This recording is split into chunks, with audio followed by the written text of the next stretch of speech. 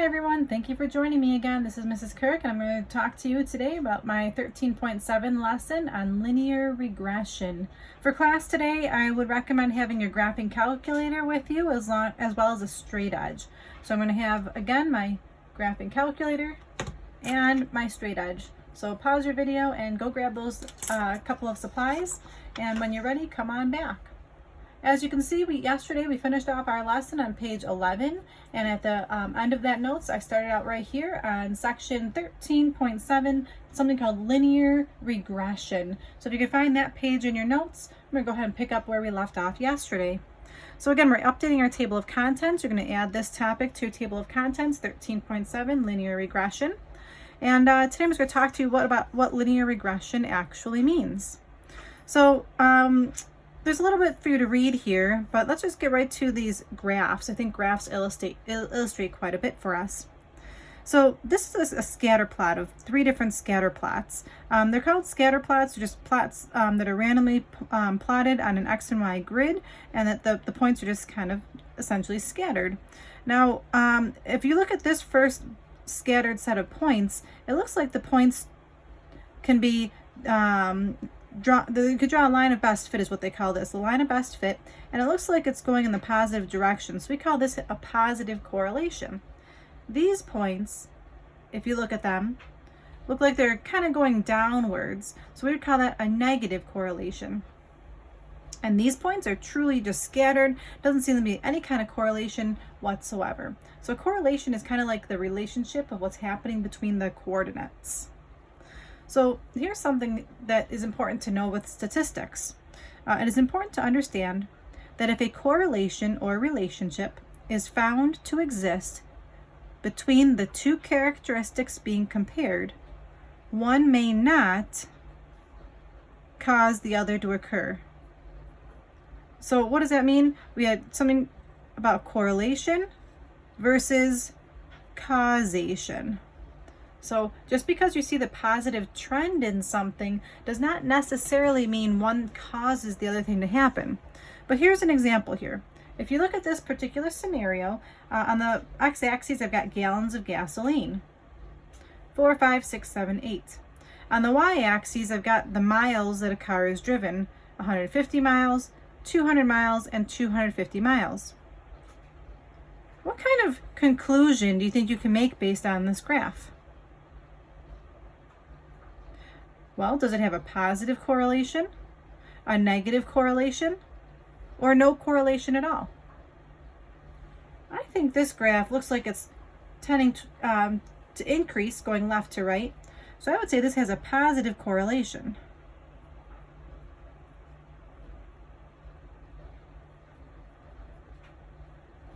And if you have your straight edge, you can go ahead and draw your line of best fit. A line of best fit is a line that goes through the points, essentially as many points as you possibly can get with an equal number of points above and below the line. So it definitely looks like it has a positive correlation. Now this idea of causation. Would it be safe to say that the more gallons of gas that you have causes the car to drive more miles? Does the gallons of gas affect the amount of miles? Like, think of like cause and effect. It sure does. So in this situation, I would say there is both a correlation and a causation, since the increase in the number of miles driven causes the number of gasolines needed to increase as well. And then down here I have an example of something that's not causation. An example of no causation would be something like this. If you're comparing the population of the US every 10 years, you cannot say that time causes a change in the population. Right? It doesn't make sense to say as the years progress, the population will increase because it's just time only. But we can make what we can do is make a note of a general trend. You could say something like, as the years increase, it seems like the population is increasing. But there's many things that could cause a population to change. The baby boom. We had a really huge growth in the population during that year. What if there were a famine? A famine would cause the population to decrease that year. So there's all sorts of different things that could cause population to change. It's not based on just time only. So again, correlation is just the fact that there is some kind of a relationship. This one's got a positive correlation, a negative correlation, or no correlation at all. And a causation means one thing is causing the other thing to happen. So in this case, the gasoline causes more miles. So the more gas you have, the more miles you can drive. Okay, so just like anything else, if I'm going too quickly, feel free to pause the video and get yourselves caught up. But I'm going to go on to the back page here. This is an actual example, and what I would like to do is just follow the steps with us. Part A says on the grid, create a scatter plot for the data in the table. So I already have my graph paper here. It's labeled for me. The only thing I'm going to do is on the axes, label what I've got. The x-axis is the months, so I'm going to label this months. And the y-axis says length in inches. So let's write that on the side.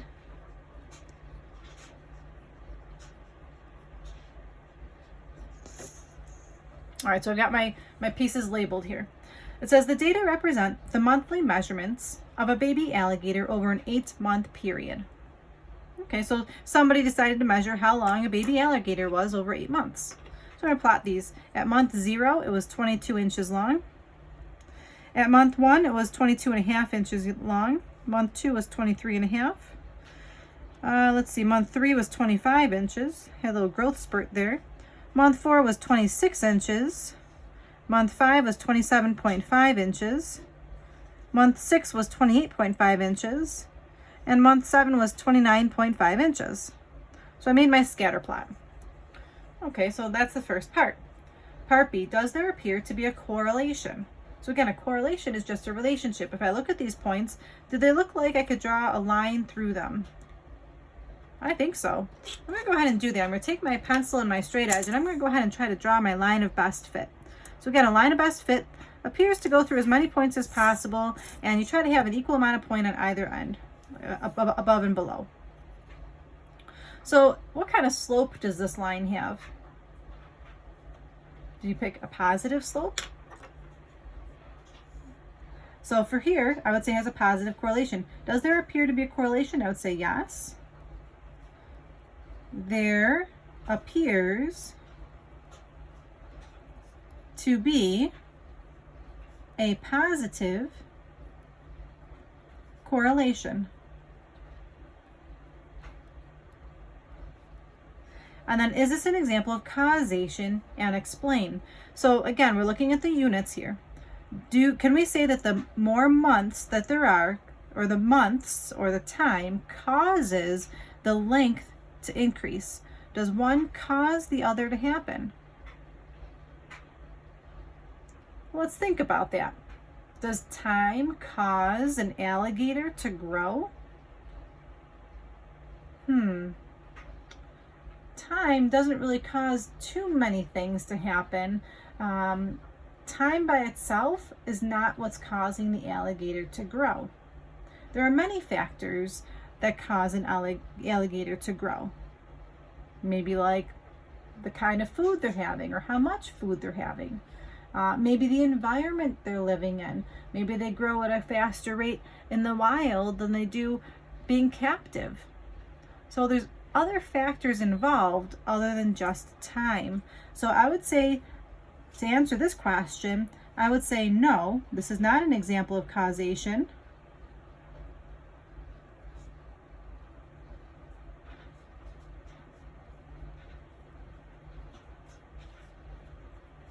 And you want to try to make complete sentences.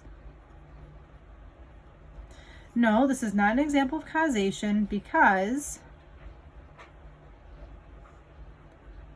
time does not cause an alligator to grow. There are other factors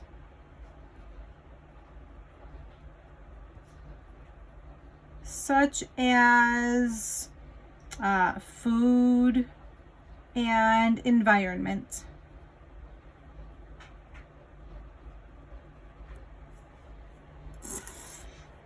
All right, part C says to draw the straight line that you think approximates the data, or in other words, the line of best fit. I already did that.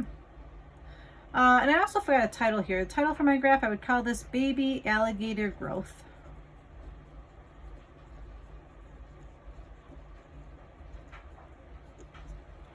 Okay, so now I'm on to part D. Part D says to write the equation for the line of best fit. Round your answer to the nearest thousandth. Okay, so now here we go. I'm going to put a big star next to part D because this is where we're going to start using our calculator.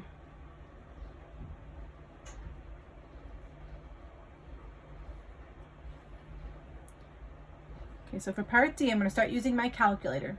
So go ahead and pause the video if you don't have your calculator handy, but I'm going to go ahead and get started. So the first thing you want to do is input this data into your L1 and L2. So let's see here. I'm going to go ahead and mark this L1 and mark this L2. So how do we do that again? Let's see. If you remember, the buttons are Stat and then Edit. So I'll write that down, Stat, Edit. So I've got my calculator here. I'm going to go Stat, Edit, which is choice 1. And I've got something still here. To clear that list, I'm going to arrow up, push clear, and push enter. Now my list is clear. So I'm going to write that as a note to myself. So I might need to arrow up, I might need to push clear, and I might need to push enter to clear my list. Okay, so I'm going to go ahead and type in my information now. In L1, I'm going to do 0, 1, 2, 3, 4, 5, 6, and 7. In L2, I'm going to type in my lengths. 22, 22.5, 23.5, 25, 26, 27.5, 28.5, and 29.5. Okay, so I'm going to enter in my data.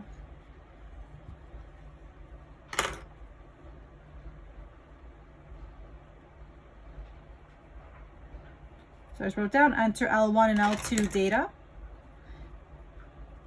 Now I want to get back to my home screen. So to go back to my home screen, I'll be pushing second and then that mode button. All right, so here's second mode. That goes back to my home screen. I'm going to go back to Stat, arrow over to Calculate, and I'm going to pick the one that says Linear Regression. That's going to be my choice 4. So see, it says LinReg, that means Linear Regression. I'm going to push Enter, or just push either 4 or push Enter at this point. And now this is telling my calculator I have a list 1 for my X, list 2 for the Y. I don't have a frequency, so I'm not going to do anything there. So just make sure you have list 1 and list 2 here, arrow all the way to Calculate, and push Enter. Now here on my screen, it tells me a formula, y equals ax plus b. That's a lot like y equals mx plus b. And they told me my a and my b value.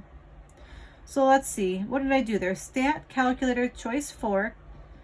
And then I arrow down.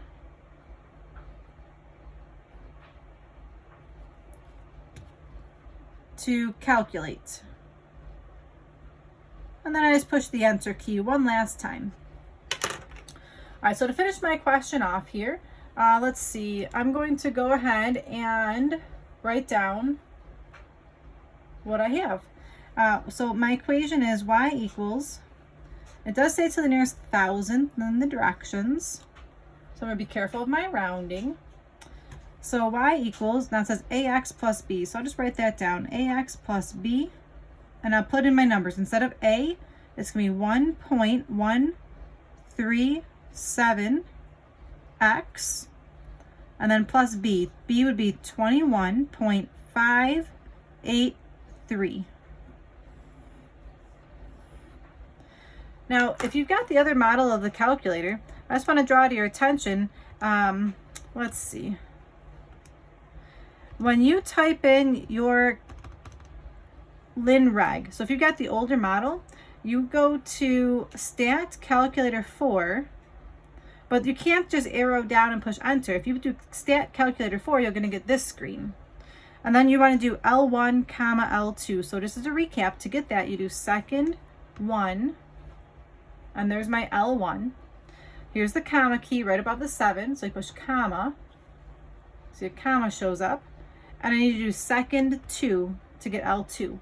So if you've got the older model, you want to make sure it says L1 comma L2, and then you push enter, and it should still give you that information that you need. All right, to finish this off, and again, please take time and use your calculators to see if you can follow these steps to get this answer. If you're having difficulty, please email me so that I can help you with that. Part E says, use your equation to predict the baby alligator's length to the nearest 1/10 of an inch in the 20th month. Okay, so what do we think we're going to do? We've got this equation, and we want to figure out how long it's going to be in the 20th month. So if I go back to my original question here, month is my X value. The length is my Y value.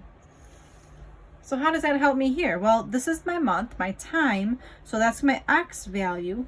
I'm looking for the length, that's my Y value. So how do I use this equation to answer my question? I've got Y equals 1.137, and instead of X, I'm going to plug in 20. And at this point, I'm just going to grab my graphing calculator and clear my screen and type this in. 1.137 parentheses 20 plus 21.583. So grab your calculators and make sure that you're able to do this as well. The final answer here is 44.323. And then just be careful that you do round properly. It does say round to the nearest 1/10. So I'll say that's about 44.3 inches.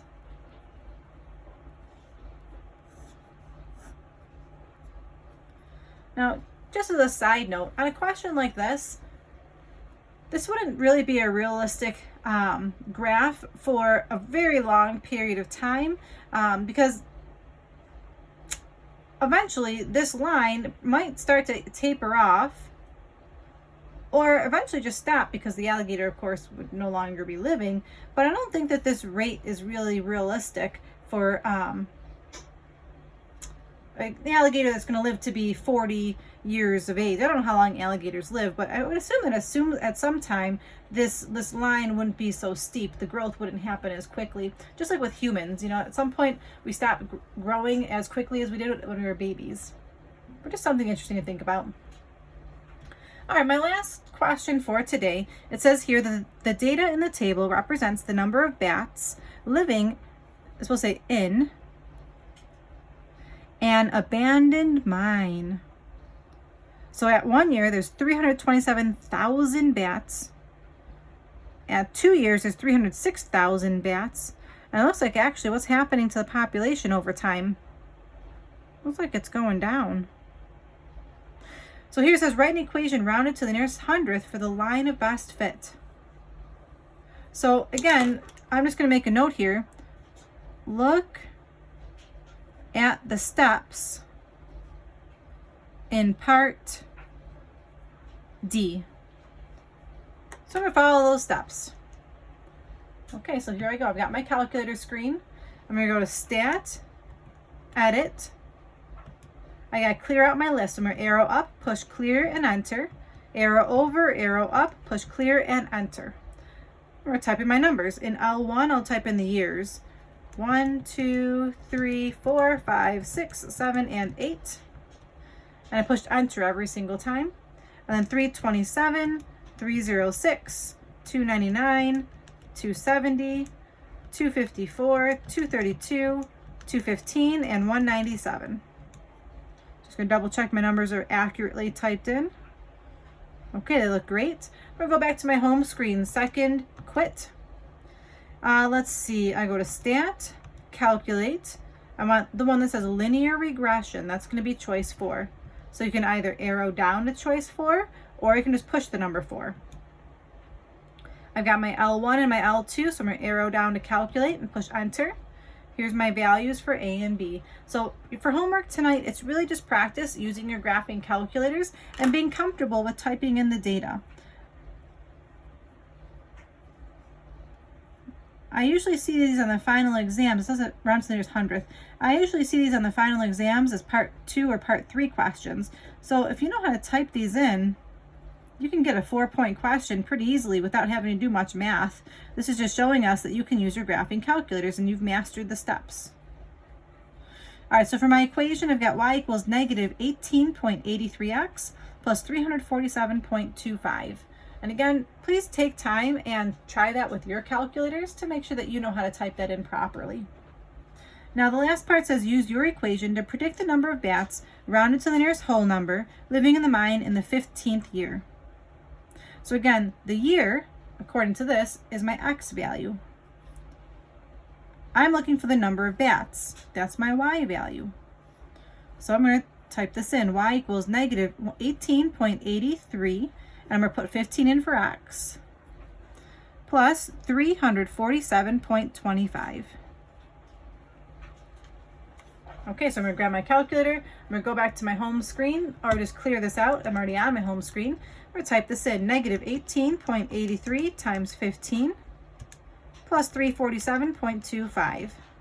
So again, maybe pause the video, grab your calculators, and see if you can get the same answer on your screen. I got mine to be 64.8, and again, this is 1,000 bats, so 64,000 bats essentially, 64.8 thousands.